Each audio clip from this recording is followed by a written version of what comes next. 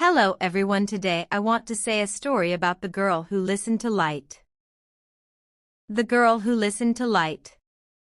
There was a small town tucked between two low hills where the wind smelled like warm bread and the river sang at night.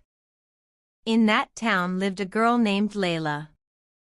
Layla was 12, with a laugh that bubbled like a stream. She could not see, she had been born blind, but she knew maps of the world in other ways, the soft hush of moss underfoot, the way a summer day tasted of sunlight on her skin, and the different rhythms of people's steps. Layla lived with her grandmother, Nana Roya, in a house with blue shutters. Every morning Nana would set clay cups of tea on the table and tell stories while Layla ran her fingers over the lines carved on the wooden chair. Layla loved stories. They were the colors she carried inside her head.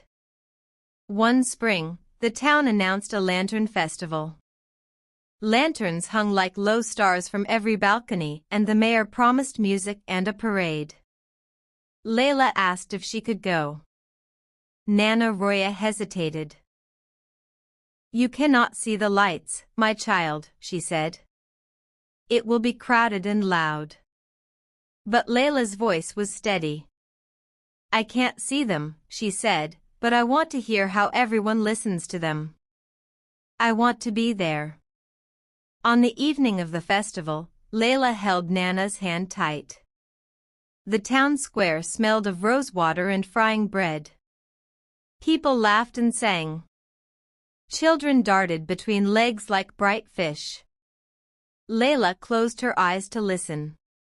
The world was not lost. It grew large in her ears. Footsteps came in patterns, the quick patter of children, the slow shuffle of the baker, the confident stride of the mayor.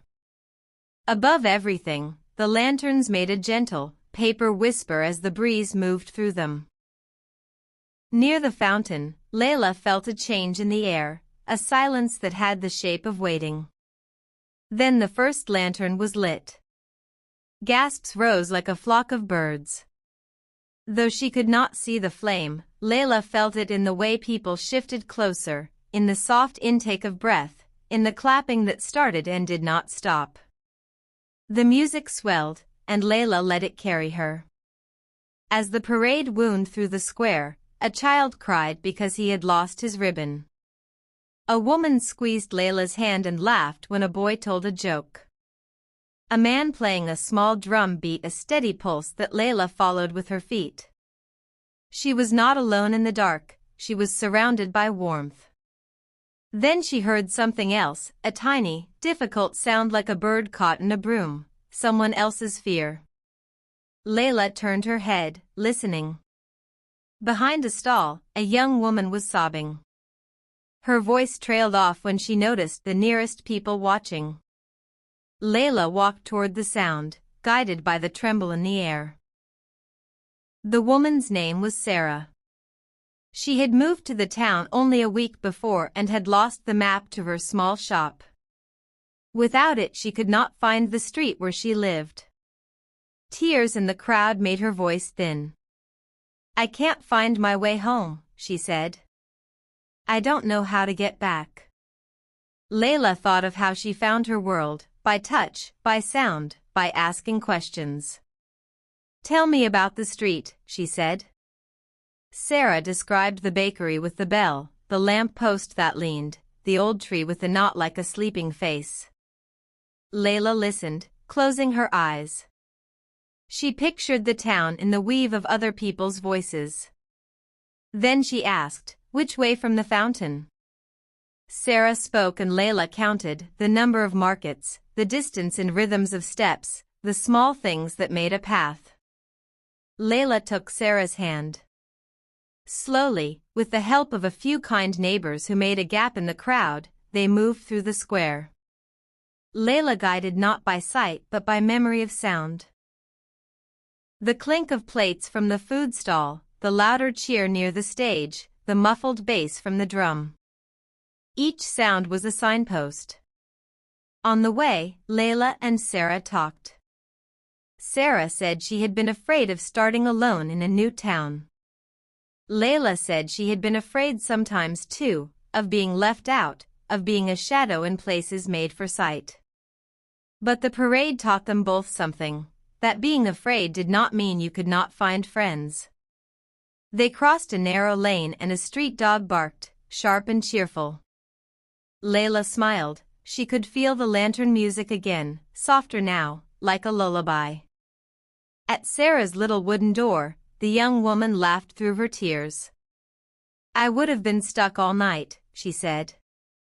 She hugged Layla gently, and the touch was a promise. When Layla walked back to the square, the lanterns were lower, and people were fewer, each voice softer as the festival grew quiet. Nana Roya was waiting by the blue door, and she listened when Layla told the story of how she had helped Sarah find her home. Nana's hands trembled as she cupped Layla's face. "You carry light in your listening," she said. "You paint the world with your ears." Layla thought of the lanterns again, not as bright points in the sky but as small acts that made the town glow, a drumbeat that steadied a step, a laugh that pushed away a fear, a hand that reached into the dark. In her heart, the festival was not less because she could not see. It was different and just as whole. That night, before she slept, Layla pressed her palm to the window and felt the cooling air. She imagined the lanterns drifting across the river like slow, honest stars. She dreamed in directions, toward the bakery, toward the leaning lamp post, toward the tree with the sleeping face. She dreamed of paths made by listening, and she knew that light came in many kinds, some you see, some you hear, and some you become. And in the morning, when the river sang and the town woke, Layla walked out to greet the day. She walked with her head high, because she had learned that even in darkness one can carry a bright, steady light, the light of courage, the light of listening, and the light of a heart that finds its way. The moral of the story is: backhand index pointing right. True light is not only what we see with our eyes, but also what we feel with kindness, courage, and the way we listen to others. Even without sight, Layla showed that empathy, bravery, and trust can guide us and help us guide others. It teaches us that everyone has a unique strength, and sometimes what seems like a weakness can become a gift for others.